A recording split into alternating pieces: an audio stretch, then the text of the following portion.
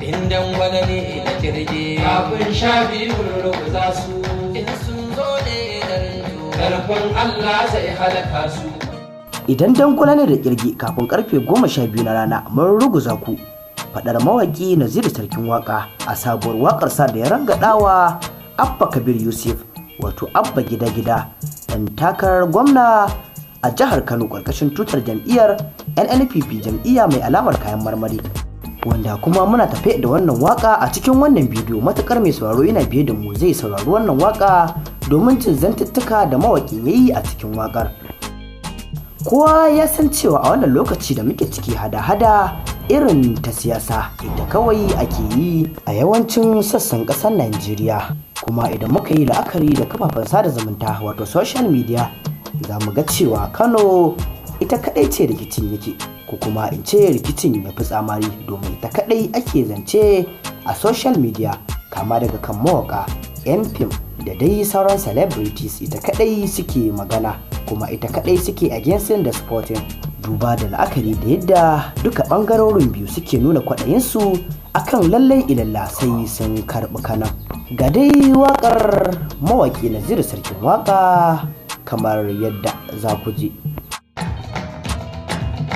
Indan gwada ne da kirge kafin sha biyu ruguza su in sun zo ne da rinjo karfin Allah zai halaka su. Mun ji shirin to suke ne wai dan za a yi zaben jibi muna nan to muna nan za mu gasa har mu tsare sai an kai. Kanawa wa kuke so abba muke so ya ci zabe sarki. Kanawa wa kuke so abba muke so ya ci zabe sarki. Idan an shuka abba ban kwasa dodar za a girba sarki. Idan kun shuka abba ban kwasa dodar za a girba sarki. Idan kun shuka wancan za ku ga mai tushe shi, idan kun shuka wancan za ku ga mai yanke mai tsuke mai kwashe ko kuma ba maso hakan ba kun gani.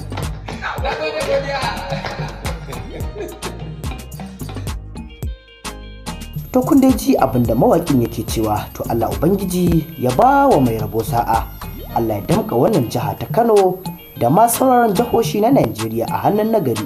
Allah ya sa a yi wannan zaɓe lafiya a ƙare lafiya. Allah ya zaunar da ƙasarmu Najeriya da ma ƙasashen ƙetare lafiya da ci gaba mai ɗorewa.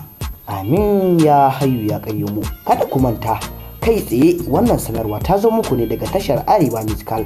Kada a shafa'a da danna mana subscribe domin hakan yana matuƙar ƙara mana ƙarfin gwiwar ci gaba da kawo muku shirye-shirye makamantan wannan.